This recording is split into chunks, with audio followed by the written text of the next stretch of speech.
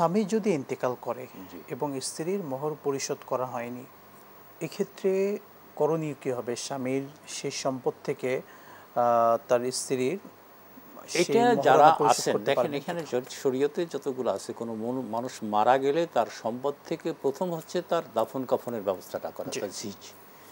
এরপরে তার যদি দেনা পাওনা থাকে সেটা পরিশোধ করা। মোহরটা কিন্তু দেনা, দেনা। এবং এই দেনাটা পরিশোধ করতে হবে।